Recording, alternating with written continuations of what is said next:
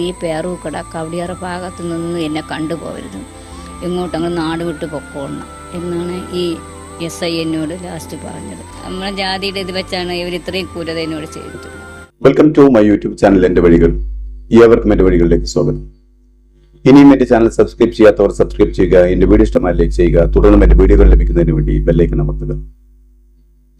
കേരളത്തിൽ ഉച്ചനീചത്വമില്ല, ജാതി ചിന്തയില്ല, ദളിതനും സവർണനും തമ്മിൽ വ്യത്യാസമില്ല. സമഭാവനയുടെ സർഗീയ പരിമളം വീശുന്ന ഇന്ത്യയിലെ സുന്ദരമായ രാജ്യം, അതാണ് കേരളമെന്ന് കുറച്ച് ദിവസങ്ങളിലായി കേരളത്തിലെ സംഘമിത്രങ്ങൾ പ്രഘോഷിച്ചുകൊണ്ടിരിക്കുകയാണ്. അങ്ങനെ എല്ലാ എന്ന് 100 വട്ടം കേരളക്കാരെ ഒന്നാകെ പറഞ്ഞപ്പോഴും, വേടൻ തന്റെ പാട്ടുകളിലൂടെ വിപ്ലവം പകരാൻ ശ്രമിച്ചപ്പോഴും സംഘികൾ വിട്ടുതന്നില്ല.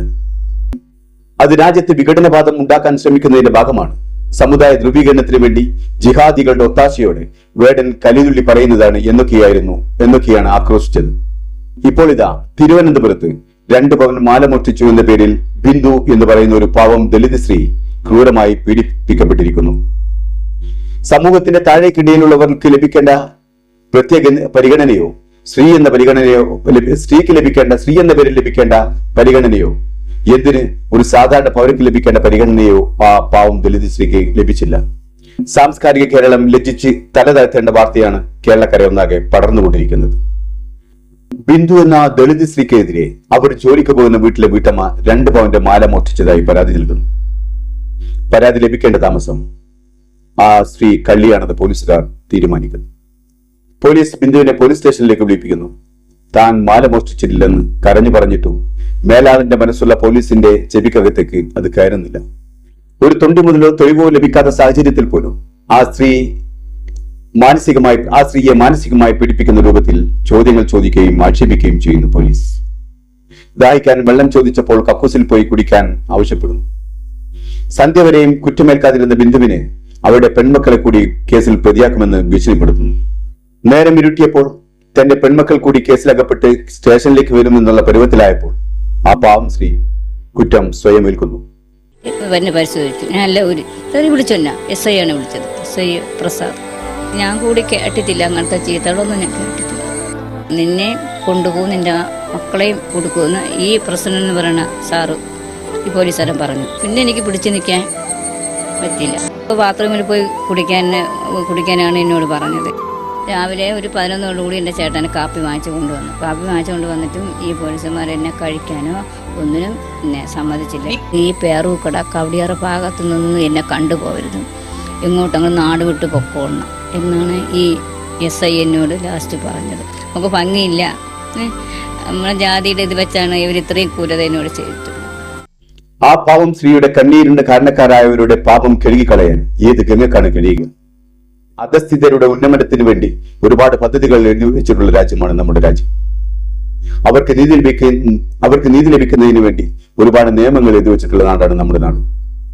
എന്നിട്ടും എന്റെ ഈ രാജ്യവും ഇവിടുത്തെ ഉദ്യോഗസ്ഥരും ഇങ്ങനെയാവും? അതിനുത്തരം ഏത് തെറ്റുകാരനും ഏത് ഒറ്റുകാരനും സംരക്ഷിക്കപ്പെടുന്നു എന്നുള്ളത് തന്നെയാണ്.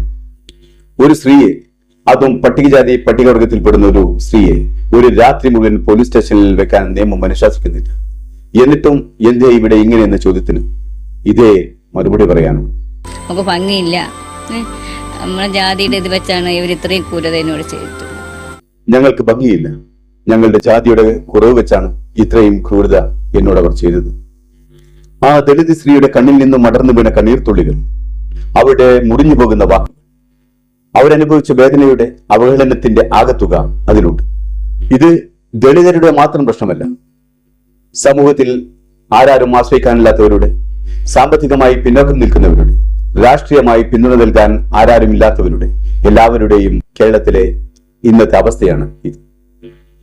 സാധാരണക്കാർ പോലീസ് സ്റ്റേഷനിൽ ചെല്ലുമ്പോൾ കൂടെ ശക്തരായ രാഷ്ട്രീയക്കാരുടെ അകമ്പടിയില്ലെങ്കിൽ, പോലീസുകാരെ തൃപ്തിപ്പെടുത്താൻ കീശയ്ക്ക് കനമില്ലെങ്കിൽ, പോലീസ് സ്റ്റേഷനിൽ സാധാരണക്കാർ ക്രൂശിക്കപ്പെടുക എന്നത് സർവ്വസാധാരണമാണ്. ഇവിടെ ബലിയാക്കപ്പെട്ടത് 2 പെൺമക്കളുടെ അമ്മയായ ചുള്ളിമാനൂർ സ്വദേശിയായ ബിന്ദുവാണ്. ജാതിയിൽ താണവൾ, കറുത്തവൾ, വീട്ടുജോലിക്ക് പോകാൻ വിധിക്കപ്പെട്ട ദരിദ്ര, എല്ലാ നിലക്കും കലിയാക്കാൻ യോഗ്യതയുള്ളവൾ. നമ്മുടെ പോലീസുകാർക്ക് ഒരു കാഴ്ചപ്പാടുണ്ട്. കുറ്റം ആരോപിക്കപ്പെടുന്നവർ താഴ്ന്ന ജാതിക്കാരായാൽ, അപരിഷ്കൃതനായാൽ, കറുത്തവനായാൽ, നിർധനനായാൽ അവരുടെ മേൽ ആരോപിക്കപ്പെടുന്ന കുറ്റങ്ങൾ അവർ ചെയ്തിരിക്കുമെന്ന ഒരു ഇതര സാധാരണമായ ഒരു ധാരണ. ഇവിടെ ഈ ഗുണങ്ങളെല്ലാം ബിന്ദുവിനുമുണ്ടായിരുന്നു. അതുകൊണ്ടാണ് അവർ എടുക്കാത്ത സ്വർണം തിരികെ കൊടുക്കണമെന്ന് ആവശ്യപ്പെട്ട് പീഡനമുറകൾ തുടർന്നു. ആത്മാഭിമാനമുള്ള ഏതൊരു മനുഷ്യന്റെയും ഹൃദയം തകർത്തു കളയുന്നതാണ് കള്ളപ്പേരിട്ട് വിളിക്കുക എന്നത്. സമൂഹത്തിൽ ഉയർന്ന സ്ഥാനങ്ങളില്ലെങ്കിലും സമ്പത്തില്ലെങ്കിലും സമൂഹത്തിൽ മാന്യമായി ജീവിക്കുന്ന, കളങ്കമില്ലാതെ ജീവിക്കുന്ന ഏതൊരു വ്യക്തിക്കും ആ വിളി കേൾക്കുമ്പോൾ തകരാത്ത ഹൃദയമുണ്ടാവുകയില്ല. ആ പാവം സ്ത്രീയും പലകൂടി കരഞ്ഞ് കാലു പിടിച്ചിരിക്കണം, എന്നെ അങ്ങനെ വിളിക്കല്ലേ എന്ന് യാചിച്ചുകൊണ്ട്. പകരം ചോദിക്കാൻ ആളില്ലാത്തവനെ വേദനിപ്പിക്കുമ്പോഴുള്ള സുഖം മേലാഫീസന്മാർക്ക് ആ സമയം നന്നായി കിട്ടിയിരിക്കണം. പീഡനത്തിനൊടുവിൽ കുറ്റം ഏറ്റുപറഞ്ഞ് കള്ളിയാക്കി തൊണ്ടുമുതലെടുക്കാൻ അവരുടെ വീട്ടിലേക്ക് ഒരു കുറ്റവാളിയെ പോലെ കൊണ്ടുചെല്ലുമ്പോൾ കള്ളിയെ കണ്ട് മൂക്കത്തി വിരൽ വെച്ച് നോക്കി നിൽക്കുന്ന നാട്ടുകാർക്കിടയിൽ തൊലിയിരിഞ്ഞു പോകുന്ന ആ അവസ്ഥ അത് അനുഭവിച്ചവർക്ക് പോലും അത് വിവരിക്കാൻ കഴിയാത്തതാണ്. സ്വന്തം മക്കളുടെയും ഭർത്താവിന്റെയും മുന്നിൽ കല്ലി എന്ന് പറഞ്ഞ് വിസ്തരിക്കുമ്പോഴുള്ള മാനസിക വ്യത എങ്ങനെയാണ് ആ നിമിഷം ഒതുക്കി തീർക്കാനായത് എന്നറിയില്ല. ആത്മഹത്യയെക്കുറിച്ച് പോലും ഒരാളെ ചിന്തിപ്പിക്കുന്ന അവസ്ഥയെയാണ് ആ പാവം സ്ത്രീ അതിജീവിച്ചത്.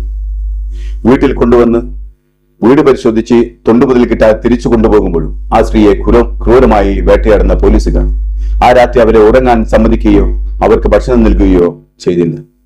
നേരം പുലർന്ന് ആ സ്ത്രീയുടെ ഭർത്താവ് ചായ കൊണ്ടുവന്ന് കൊടുത്തപ്പോൾ അത് കുടിക്കാൻ പോലും അവരെ അനുവദിച്ചില്ല. പക്ഷേ ഇതിനേക്കാളൊക്കെ വിചിത്രമായത് ഇതിന്റെ ക്ലൈമാക്സ് ആണ്. നഷ്ടപ്പെട്ട സ്വർണം പരാതിക്കാരിയുടെ വീട്ടിൽ നിന്ന് തന്നെ കണ്ടുകിട്ടുന്നു. ആ സത്യമറിഞ്ഞിട്ടും പോലീസിന്റെ കളി ബിന്ദു എന്ന ആ പാവം സ്ത്രീയോട് തന്നെ. ബിന്ദുവിനെ പറഞ്ഞുവിടുന്ന നേരം പോലീസിന്റെ താക്കീത് ഇങ്ങനെയായിരുന്നു: ഈ പേറൂക്കട കവടിയാറ ഭാഗത്തു നിന്ന് എന്നെ കണ്ടുപോകരുത്, എങ്ങോട്ടങ്ങ് നാട് വിട്ട് പൊക്കോളണം എന്നാണ് ഈ SI എന്നോട് ലാസ്റ്റ് പറഞ്ഞത്. ഭംഗിയില്ല, നമ്മളെ ജാതിയുടെ ഇത് വെച്ചാണ് ഇവർ ഇത്രയും ക്രൂരത എന്നോട് ചെയ്തത്. ഉത്തരേന്ത്യയിലും മറ്റുമൊക്കെ നമ്മൾ കേട്ടിരുന്ന അതേ ഭാഷ, അതേ സ്വരം, നാട് വിട്ടോടി പോകാനുള്ള ആജ്ഞ. കേരളം ഇവരുടെയൊക്കെ തന്തയുടെ വകയാണ് ഒരു പാവം സ്ത്രീയെ ഭ്രഷ്ടകൽപ്പിക്കാൻ. ഒടുവിൽ പോലീസിന്റെ ക്രൂരതകൾക്കെതിരെ പരാതി പറയാൻ മുഖ്യമന്ത്രിയുടെ ഓഫീസിൽ പരാതിയുമായി എത്തുന്നു. അവിടെ ചെന്നപ്പോൾ പരാതി വായിച്ചു നോക്കാൻ പോലും പി ശശിക്ക് സമയമില്ല. മാത്രമല്ല ആക്ഷേപം ബാക്കിയും.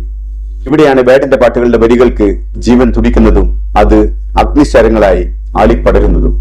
ഇതുപോലെയുള്ള അനുഭവങ്ങളുടെ തീച്ചൂളയിൽ കനലെരിഞ്ഞു വന്നവനാണ് വേടൻ. അതുകൊണ്ടാണ് വേടൻ ഇതുപോലെയുള്ള വാക്കുകൾ പ്രയോഗിക്കുന്നതും ഇവർക്കെതിരെ ആഞ്ഞടിക്കുന്നതും. വേടന്റെ പാട്ടുകളുടെ തീപ്പന്തങ്ങൾ ചുട്ടരിക്കാൻ പറയുന്നതും ഈ വ്യവസ്ഥിതികളെ തന്നെയാണ്. വേടനെ വിഘടനവാദിയും ജിഹാദിയുമായി ചിത്രീകരിക്കുന്ന സംഘശക്തികളെ ചാണകത്തിൽ മുക്കിയ ചൂലുകൊണ്ട് അടിച്ചോടിക്കേണ്ടതാണ്. പക്ഷേ ആ ചാണകം പോലും ഭക്ഷിക്കുന്നവർക്ക് അതുകൊണ്ടൊരു കാര്യം. ഇപ്പോൾ കുറ്റാരോപിതനായി SIയെ സസ്പെൻഡ് ചെയ്തെന്ന് പറയുന്നുണ്ട്.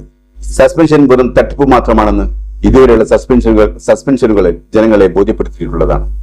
ലക്ഷോപലക്ഷം ഉദ്യോഗാർത്ഥികൾ പുറത്തു നിൽക്കുമ്പോൾ എന്തിനാണ് ഇതുപോലുള്ള മാരണങ്ങളെ സർവീസിൽ തുടരാൻ അനുവദിക്കുന്നത്? പിരിച്ചുവിടണം ഇതുപോലുള്ള കുറ്റവാളികളെ, എല്ലാ ഉദ്യോഗസ്ഥരെയും. എങ്കിലേ കേരളം നന്നാവും. പക്ഷേ അതാര് ചെയ്യും? ഒരു ഭരണവർഗവും ഉദ്യോഗസ്ഥരുടെ നേരെ വിരൽ ചൂണ്ടില്ല. അഥവാ ചൂണ്ടിയാൽ ചെറിയ ശിക്ഷ നൽകിയാൽ വലിയ പാരിതോഷികം നൽകി തിരിച്ചെടുക്കും.